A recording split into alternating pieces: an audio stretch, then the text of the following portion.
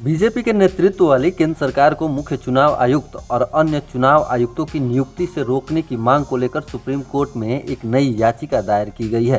सरकार द्वारा 2 चुनाव आयुक्तों की नियुक्ति इस सप्ताह के अंत में होने की उम्मीद है। जेएनयू की इलेक्शन कमीशन ने छात्र संघ चुनावों की घोषणा कर दिया है। जानकारी के मुताबिक 11 मार्च को वोटर लिस्ट तैयार होगी, जिसके बाद 14 मार्च से उम्मीदवारों का नामांकन शुरू होगा। मतदान 2 चरणों में कराए जाने का फैसला लिया गया है। ये चुनाव बैलेट पेपर से ही कराए जाएंगे। पश्चिम बंगाल के सीएम ममता बनर्जी ने आगामी लोकसभा चुनाव से कुछ दिन पहले चुनाव आयुक्त अरुण गोयल के इस्तीफे मामले पर प्रतिक्रिया व्यक्त की और भाजपा की जबरदस्ती की कोशिशों के आगे न झुकने के लिए उनकी प्रशंसा की। इलेक्टोरल बॉन्ड के माध्यम से राजनीतिक दलों से जुड़ी चुनावी चंदे की जानकारी देने के मामले को लेकर एसबीआई की इलेक्टोरल बॉन्ड से जुड़ी डिटेल देने के लिए 30 जून तक मोहलत मांगने वाली याचिका पर सुप्रीम कोर्ट ने सुनवाई करते हुए एसबीआई की याचिका को खारिज कर दिया।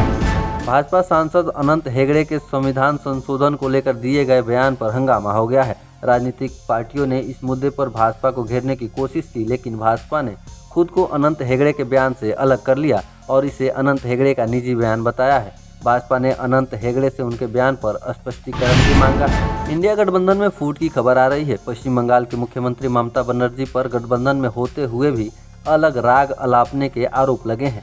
ममता बनर्जी ने कांग्रेस से चर्चा किए बिना ही पश्चिम बंगाल के सभी 42 लोकसभा सीटों पर अपने प्रत्याशियों के नामों की घोषणा कर दी है, जिसको लेकर कांग्रेस नेता अधीर रंजन चौधरी ने बंगाल की मुख्यमंत्री ममता बनर्जी पर निशाना साधा है। भाजपा के हिसार से सांसद बृजेंद्र सिंह ने सांसद पद से इस्तीफा दे दिया और मजबूर राजनीतिक कारणों का हवाला देते हुए कांग्रेस में शामिल हो गए। कांग्रेस में शामिल होने के बाद उन्होंने कहा, कुछ राजनीतिक कारणों और किसानों, अग्निवीर योजना और आंदोलनकारी पहलवानों सहित मुद्दों पर वैचारिक मतभेद के कारण उन्हें असुविधा के कारण यह निर्णय लेना पड़ा। उत्तर प्रदेश में राज्य कर्मचारियों और पेंशनरों को राज्य सरकार ने होली से पहले बड़ा तोहफा दिया है। सरकार ने कर्मचारियों और पेंशनरों को डीए में 4% की बढ़ोतरी को स्वीकृति दे दी है।